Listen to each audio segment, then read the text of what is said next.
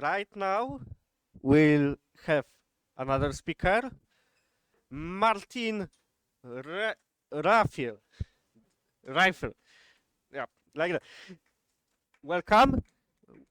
He will be presenting us with mapping workflows in, as we call it, default editor of OpenStreetMap, ID. Welcome. Hello, everyone. So thanks for joining this talk. I will be having a rather long double slot to talk about ID in general. And I would prefer to lighten it up a little bit. So if you have, like at any time, any question, any comment you would like to ask me or to tell the audience, feel free to interrupt. Just raise your hand and ask this question, then I will repeat it for the audience online.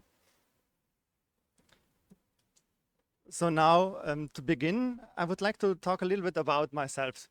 I'm currently the maintainer of ID. I get paid by the OpenStreetMap Foundation to do that in my as well my day job. But how did I come here to be that? And so initially I started out, as many of you do, as just a regular mapper. Initially I had my personal itch, which was when I was going on a mountain bike trip. I wanted to know where are there drinking water fountains. And that wasn't possible to find like anywhere online reliably, except on an OpenStreetMap.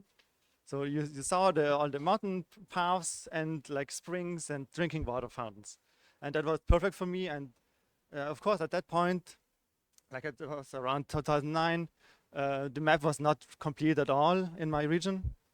But the point was like, I knew some stuff locally and I contributed that to the shared knowledge. And I could also, get the same from other mappers around me. And so that was really where my journey began. And then over time, my mapping became more and more active. And I tried out lots of different editors. For quite a while, JOSM was my favorite one. But as you can see, I think I tried basically every OpenStreetMap editor that exists. And I also contributed in lots of countries, not just where I live. And then at some point, when I was a student still, I tried out to become a developer, and OpenStreetMap was a good starting point for me because I was already mapping, so I knew the project. And so I tried out to refine my programming skills by doing some data analysis stuff, some data visualizations, and maybe some of you know Overpass Turbo, which is like a data mining tool, maybe you could call it, which was basically my first big project in OpenStreetMap to create something that's useful for the community. Yeah. Yeah, I also maintain Overpass Turbo. Yes. Yeah. Thank you. And interestingly, when ID was still very new, so let's say before it even became the default OSM editor, I also had some free time available and I contributed to the code base when it was still like under active development. And so for a while I was, I would say, the developer with the most commits to the code base that wasn't paid by Mapbox back then. And also for a couple of years later, I became a research associate at Heidelberg University. Now it's called HiGit, where I worked on some tools like the awesome dashboard, for example. But then, I was looking for a new challenge, and the OSM Foundation was looking for a maintainer for ID, and I applied for it, and somehow I got the job. Now the question is, what are the responsibilities of a maintainer in general and specifically for ID? And so, of course, you have to be active on the GitHub platform to fix bugs, to resolve issues, to review code contributions. which is something I really gladly do, especially if they are good quality. And then it's also stuff like planning and managing the releases that are like then rolled out on the OpenStreetMap website. But there's also, like, outside of this coding part, lots of, I would say softer task, like engaging with the community on the forums, at conferences like here, and also coordinating with other tools in the OpenStreetMap ecosystem. Yeah, and of course, a little bit is also the development of new features with whatever little time is left over. Now, let's go to ID. One might ask, who is, like, one has to start from who is ID for? What's the main target audience of ID? And of course, it's like everyone, like every mapper, it is the audience. And so just like in my personal development from a beginner mapper to a more advanced mapper to a quite experienced mapper, it's probably also the case for every one of you here that depending on if you are still new in the project or have been there for many years, your pain points are different and your needs are different. And so ID has to the tricky part with ID is to find this balance of being something that is simple to understand and simple to use, but then also not limiting in any major way to allow even the mapper to grow from to grow through these different stages of mapping, I would say.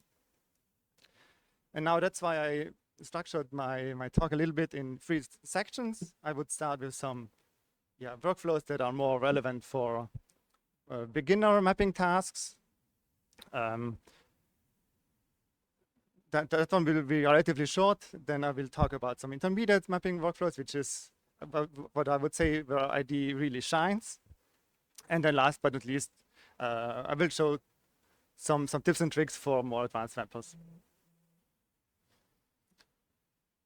Now, when you first start up ID, it will ask if you want to start mapping right away or if you want to start the walkthrough, which is basically a built-in tutorial which explains the core functionality, like the principles around it. And so if you're really new to the project, I would say that's definitely something you should look at. It goes already into a little bit of more detail than what a pure beginner would need, but it takes like maybe around 15-20 minutes depending on how fast you are, but it's definitely worth it. And so one of the ideas also that the walkthrough explains is that in OpenStreetMap in general, you often find this principle that for one object in reality, you should have one object in OpenStreetMap. And in ID specifically, these are then abstracted a little bit by being represented by a preset. So you could say here in this example, you have this area, and this area is then categorized as a tennis court. And depending on which preset then is assigned to this object, ID will show different fields, but it will also give you a hint about what is actually meant by this feature. So in this case, it's quite straightforward. Tennis court is like a competition of 2 to 4 players with balls and rackets. But you might encounter more niche, more specific features that really need more explanation to understand what they are about. And so every time you see this little eye icon, you can click on it, and then ID will fetch some information from the OpenStreetMap wiki, and also provide a link to find out more. And as I said before, for every preset, ID will also show a list of different fields, which are like attributes that these objects typically have. And then you can enter these details if they exist. Like for example, again, for this tennis court, it will ask if there is if this one has a name, or and what the surface is, or if it's lit, etc. And so it's also fine to leave fields empty if they don't apply for a specific feature. Like for example, most tennis courts probably don't have a name if they're not like the center court of a famous sports ground.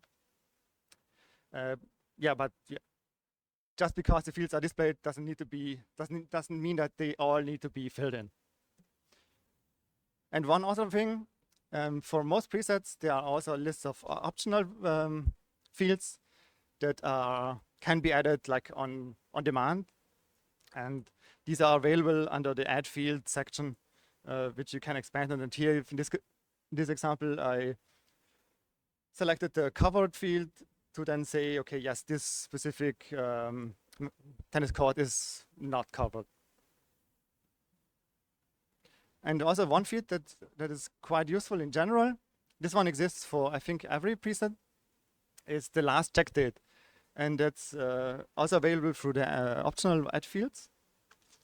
And what you can do is you can specify and tell other mappers that you actually have been on the ground and check that this feature still exists. Because if you're mapping only something from aerial imagery, it could always be the case that the feature has been removed in the meantime, or has been maybe mistagged as something different than it actually is. And so this is something that reinforces that you're actually serving on the ground. And it also helps with keeping the map up to date. So you could, if you're local to an area, you could just go around features and update the last check date to something more recent when you know about, okay, this feature still exists and this is still around and still correctly mapped. This is also something not only ID supports, but also when you are using maps like Street Complete or Every Door, you can also do this on the move, on the go. Now, sometimes when you're mapping a specific feature, when you clicked on it, then ID will show you some warnings, some error messages. And so I have put up an example here where it says the footpath is crossing over a stream. And typically this should be accompanied with, here it's unclear if the stream is actually crossing over the path or if there's a bridge or a tunnel. And so this is like a common mapping mistake, I would say, or data quality issue could also classify it as.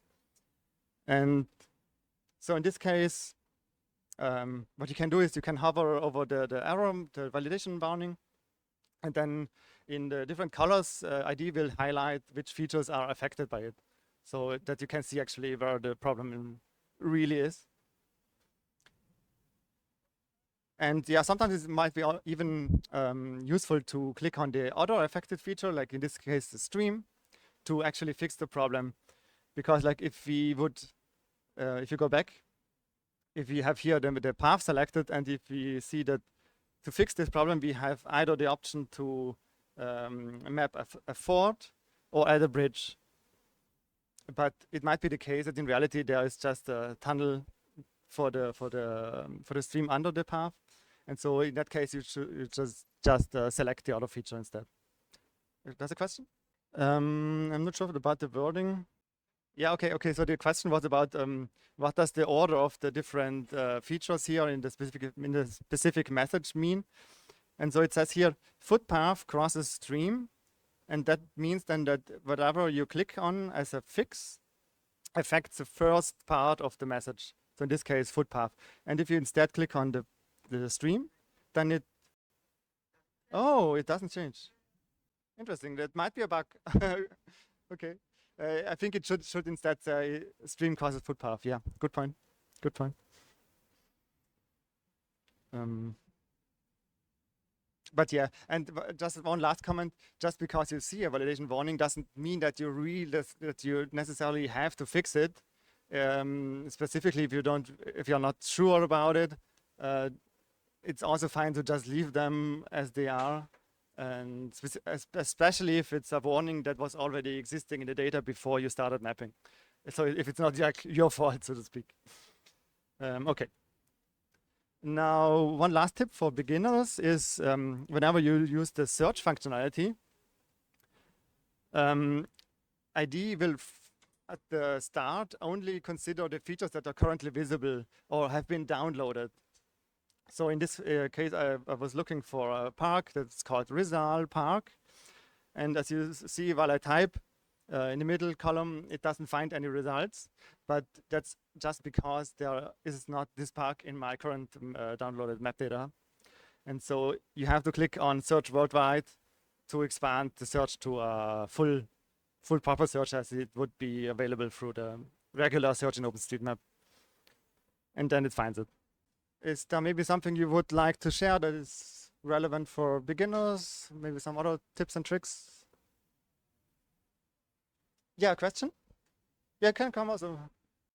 Actually, it's a bit general questions that I think every beginner mappers have already faced it. But as a beginner mapper, I find it a bit hard to transition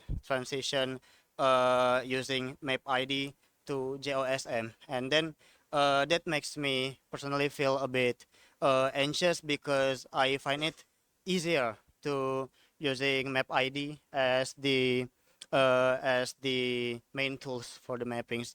My question is it okay and is it all right to use map ID as your main tools and main drivers to map in OSM, or is there any sort of time to transition from map ID into JOSM?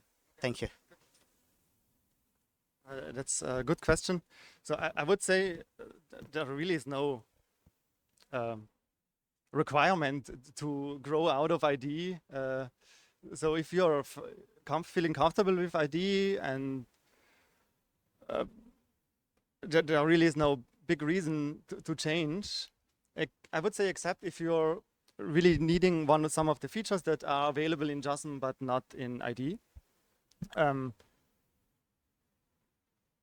Maybe let's say maybe you really need a specific plugin for public transport, for example, mapping. Then you would have this particular need to learn JOSM. But as long as that's not the case,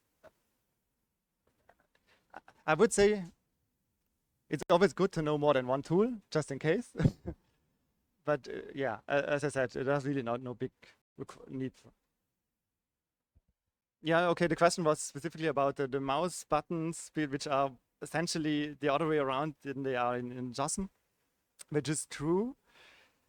Customizability of the mouse buttons would be something that would be useful eventually. I think like it started out initially like that because it's for web tools, it's more common to use the left mouse button to drag the mouse, the map, for example. And yeah. But if you would be really snarky, you could also say the same for JOSM. I mean, something else that's related is that also the keyboard shortcuts are currently essentially hard-coded in ID, and it could be useful to allow people to just remap to whatever keyboard shortcuts they want. Yeah, that would be useful, yeah. Okay, so coming to a little bit more advanced workflows. So one of the next things I would always recommend you to take a look at is the background imagery, which when you click on the right-hand side of the editor view window, you find this button. Yeah, this button here, which you can click on, and then ID will show you all the sources that you can use for mapping in the particular region. And so in this case, in Manila, it's like Bing Maps, S3, Mapbox, and some others. It could also be the case that this list is longer depending on the region you are mapping in. And something that is specifically important if you're using one of these globally available layers is that it might not be guaranteed that the imagery is really fitting perfectly to how the features are existing in the real world. So there could be an offset. And so there is a specific widget in ID that allows you to fix this offset, to drag the background to align with the OpenStreetMap data. And something you can also use for this particular, to align the imagery is you can enable the OpenStreetMap GPS traces as an additional background layer. And then you can see these colorful lines, and then you can move the background map such that it aligns with the GPS data. Yeah, that's just around the corner here, yeah. And now, keyboard shortcuts are very useful to make mapping more efficient. So what you can always do is you press the question mark key, and then it opens an overview about all available shortcuts. Some useful ones that I often use is like you can press 1, 2, or 3 to start drawing a new point, line, or an area. Then something else that's useful is you can click Control B to toggle the background to the previously used one.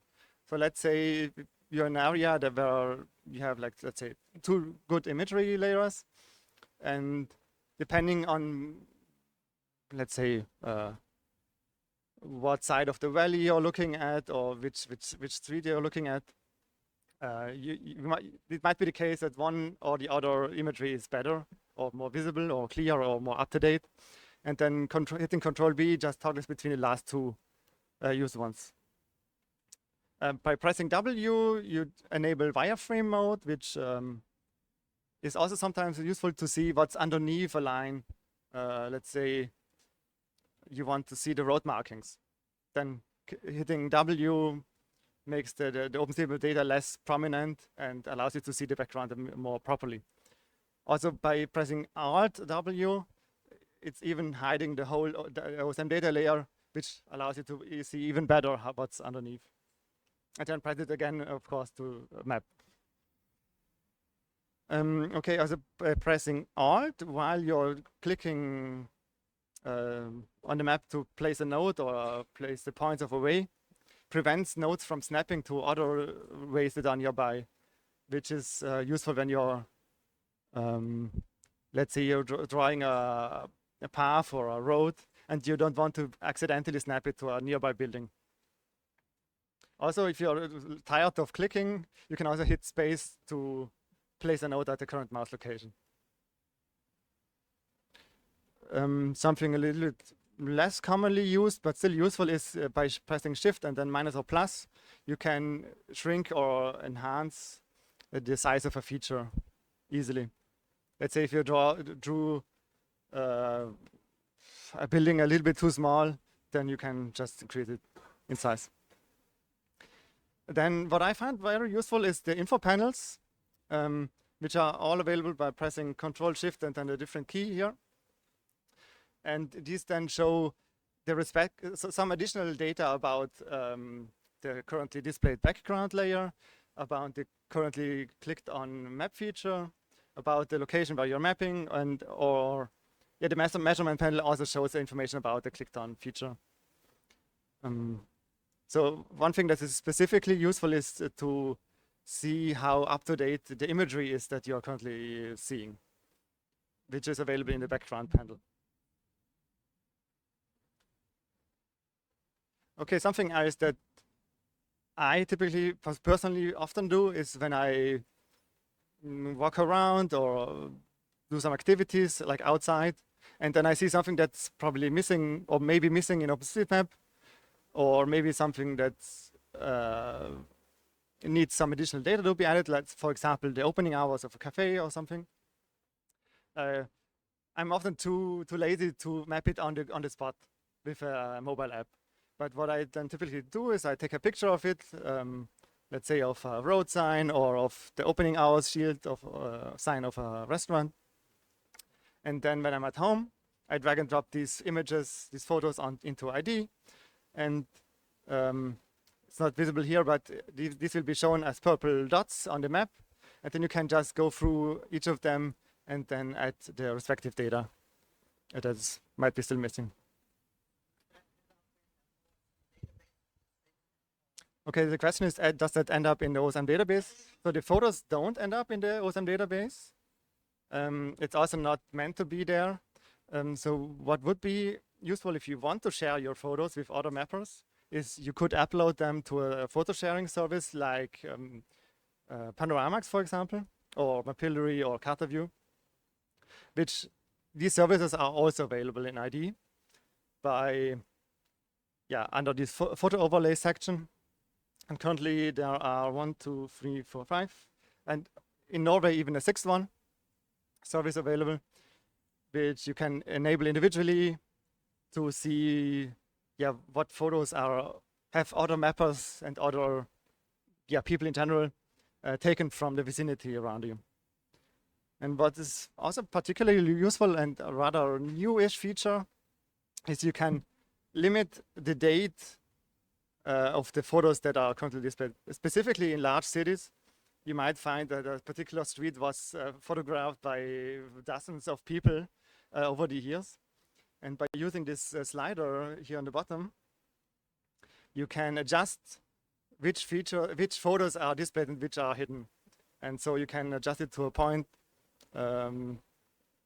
which shows you like the freshness of the photos you would like to see. Now, when you're on the feature editor, like as I showed before, you have these presets that show the different properties an object can have. Below that, there is also what we call the raw tag editor. And that's something when you're quite familiar with the OpenStreetMap tagging schema, with the wiki, you might like to circumvent this rather cumbersome, sometimes presets, and be more efficient by entering the tags directly. Or it could also be the case that you want to map something that's rather niche, rather specific, and where there is not yet a preset for it. There's a question? Okay, so the raw tag editor is a good point, allows you to edit the tags as you want, but the question is, how do we also allow to edit the coordinates of a point manually? That's currently not possible in ID, but for advanced users, it might make sense to allow it. Yeah. And so one last trick for this raw tag editor: if you click on this button on the top right, this one here, then it switches from this table view to a text input field, where you can also copy and paste the whole list of tags at once more efficiently. Yeah. I find this very useful if you want to have many features with similar tags. Now, when it comes to relations, ID has built-in support for a couple of them, like natively.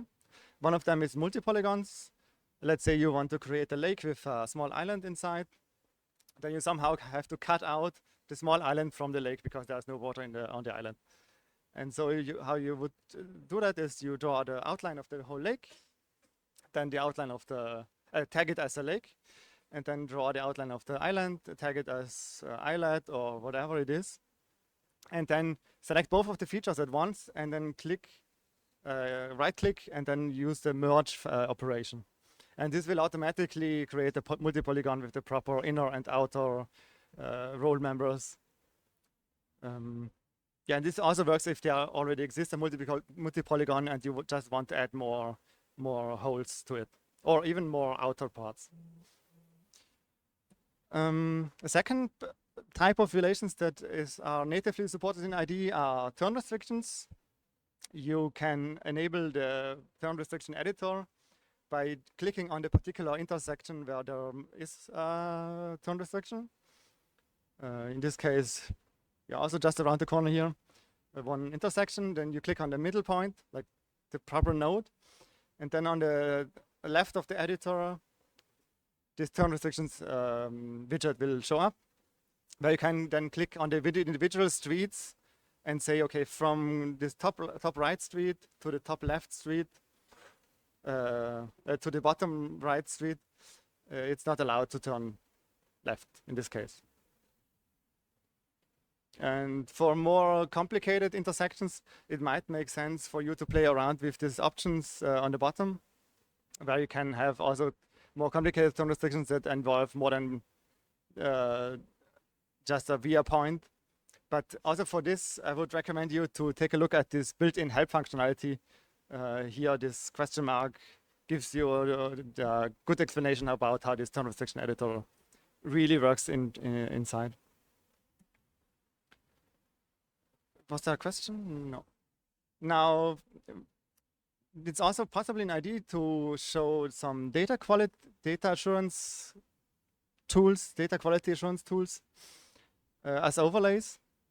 Currently, we support Osmose, and in the past there were a few others as well. And by enabling these layers, you see on the map lots of small icons, like here this green one. And this then tells you about particular data quality issues that might be in the data or not. And when you fix something, you can immediately close the issue on Osmose, and then other mappers will not see it. Similarly, you can enable the OSM nodes overlay to see if people reported issues in the data or missing data. And by doing that, you see them as these red icons. And similar as before, you can close them directly from within IDE without having to go to the OpenStreetMap website to do that. Something I found very useful to map specifically features that are like not visible in aerial imagery, for example, like a path in a forest, is the overlay layers of the Strava heat map, which is not included in the default background layers because it requires you to be logged into Strava to access the heat map. And to make this still possible, someone from the community created a browser extension, or browser add-on it's called. It's called ID Strava heat map, and by installing that, you get these extra layers, which are very nice, I would say. Now, maybe some other comments right now. Otherwise, I will go on with the last third of my talk. So if you are already quite advanced with ID and quite experienced, there is a preview instance where you always get the very latest features of ID, which is like by definition always more up to date than the version that is available through the OpenStreetMap website. And you can reach it under this URL, preview.ideator.com. And so this, if you use this for mapping and you encounter, let's say, a bug that might be not yet present on the released version of ID, it would help to find these bugs earlier. And it would really help out the developers. And you also benefit from having access to the newest features before the others. Yeah, so the question is, can you access this through the OpenStreetMap website? The answer is currently not. You have to actually go to this website. It might be also something that a browser extension could solve, or even it could be even included on the website. That's then a question of, do we really want that? Because some not so experienced mappers might accidentally use it. Yeah, I'm not sure about it at the moment. Okay, now something that's also maybe something that's sometimes quite useful is when you go to this data tab of the settings in ID, you can select which types of map features should be displayed and which one should be hidden. By default, everything is enabled. You see everything. You can change everything. But sometimes it can help to, specifically if you want to map certain things over and over, it can help to disable other feature types to be less distracted. Specifically, when you would not like that the features that you're currently mapping are like, for example, is interfering or snapping to existing features that are not relevant for it, then it might make sense to disable them. One example would be if you're just drawing buildings, then you could disable roads or land use or other features that are, in that case, not useful or like might be in the way. Yeah. And something else you can do is in the background images, background layers, you can also add custom sources. This would be useful when you are living in a region, in a city, where there is some open government data that offers, let's say, more high quality aerial imagery or more recent one. Then you can, should the license of that particular resource allow it, add it as a custom layer. Yeah, so the question is, when you have more than one, can you add more than one here? The answer is currently it only allows you to enter one layer. And if you have more than one, you have to store them like in a text document locally and then swap over every time you need a different one. But this is definitely something we would like to improve in the near future to allow to specify more than one layer, or to save them afterwards after you have them entered. So this currently supports like tile services, but also WMS with specific projections.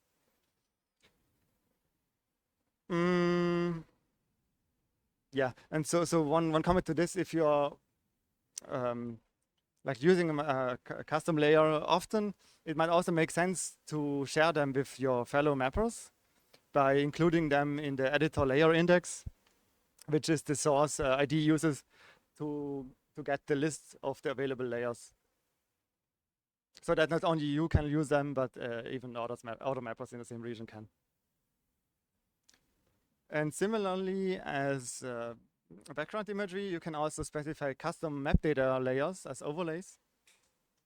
And let's say this would be useful when you have, for example, a GPS track of a hiking tour you did. Then you can just drag and drop them into ID or using the dialog to load it. KMZ is not supported. That's a quick answer. You can always decompress it and use KML instead. Yeah. Okay. And so here, the data you drag and drop and show in ID is not directly uploaded to OpenStreetMap. Similarly, as the photos are not uploaded to Panoramax, for example.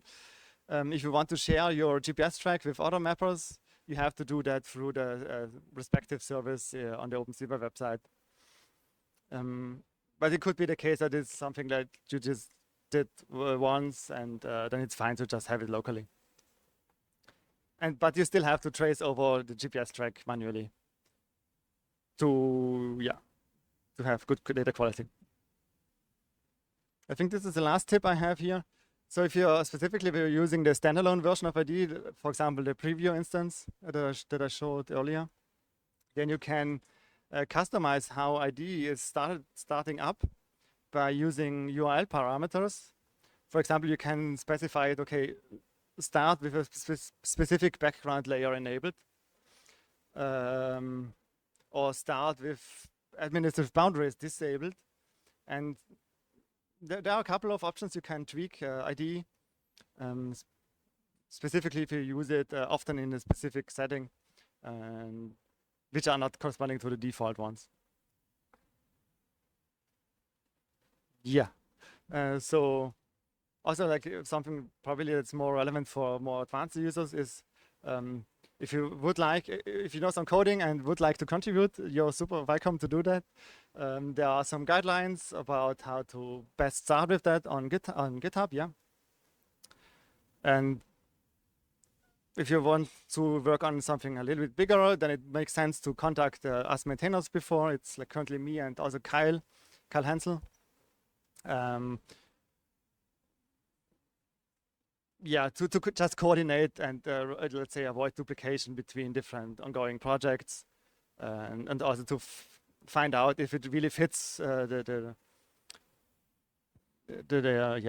planned features of ID. But in general, yeah, every contribution is welcome. Also, if you're just encountering some bugs or some features that you're missing, feel free to go to GitHub and open an issue. And that's it for my talk. Thank you also for this fantastic presentation. Now we have our questions from online users. First question is, are there any features that users aren't fully utilizing? That is a good question. So I really don't know, but I would say keyboard shortcuts are probably a bit underused by many mappers. One I actually just realized I've completely forgot in the presentation is by pressing Q, you can square the corners of let's say a building more quickly than just clicking right and then using the squaring operation. What else is underused? The point is, like, it depends a lot on what exactly you're mapping. Like, if you're mapping the drinking fountains in a forest, that's a completely different use case than someone who just wants to draw many streams in a remote area of Alaska. So I don't think you can say that part in general. Another question, do IDs support mobile usage, like in mobile edition? And if not, is there any plans to support it? It's another question from online VenueOS user. Okay, so support for touchscreen devices is in principle already present. That was worked on by a previous maintainer of ID, by Quincy. And it works specific. I would say, like, if you're having a device like a smartphone, it's a bit limited because of the screen size limitations. But if you're using a tablet, then that should be mostly fine. There are one or two problematic features when it comes to touch devices, but most of the stuff you should be able to do. All right, the last question from VenueLess. Is there any plans for creating advanced mode that don't lock certain features when we add, for example, brand index? There is a question like that. Will be there any plans to enable mode that disable this lock? I wouldn't call it advanced mode, but what we're actually working on currently is to allow for more customizability in ID. And one first step in that direction is that ID actually remembers your settings across different mapping sessions. So currently it's the case that settings are stored locally in your browser, but if you're changing a device, then you would always start from fresh, and you wouldn't ID wouldn't know about what settings you have been previously entered. And so a first step is currently in progress, is that we want to synchronize the preferences ID has or knows about on your OpenStreetMap account, so that whenever you're logged in, you would have the same settings on every device. And that then allows us to offer more customizability features. For example, what was it? For example, one checkbox could be just there to be able to disable the NSI presets if you don't like them. Something else would be if some people want to change the keyboard shortcuts to different ones or add custom ones. That would be also only realistically possible once we synchronize settings on your account. Do we have any questions from public here?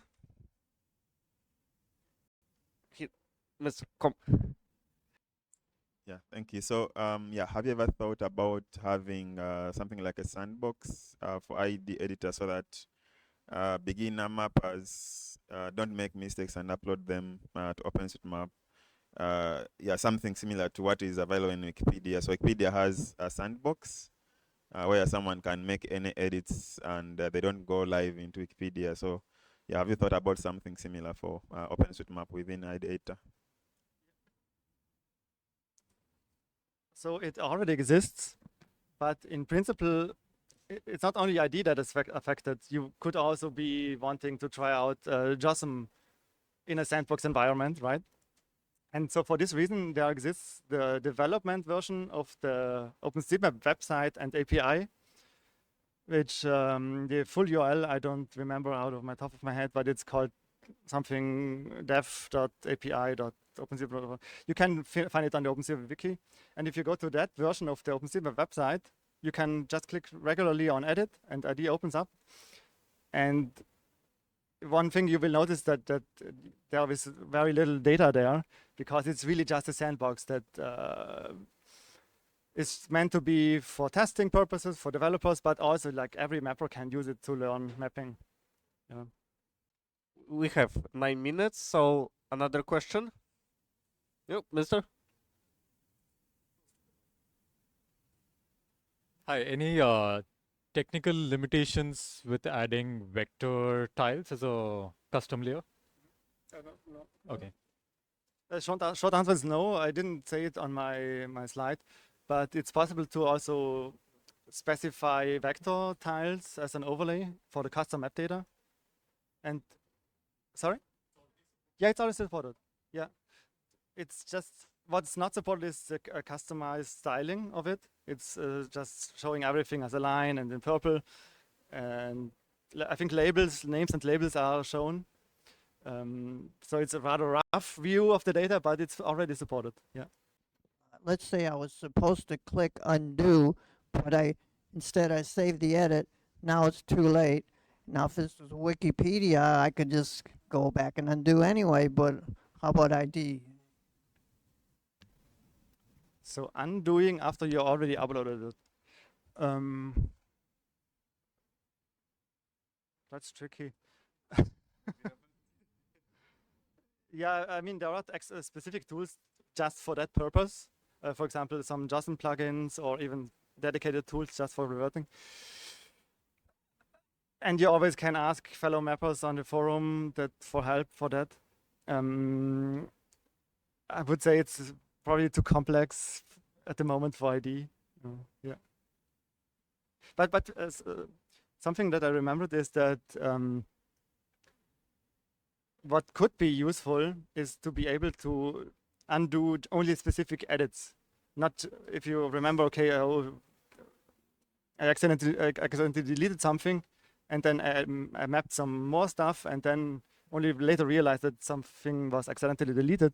At the moment, you have to undo everything back to the deletion, and then you have to redo your mapping. So that could be something that might help to fix this problem a little bit, or it's at least related.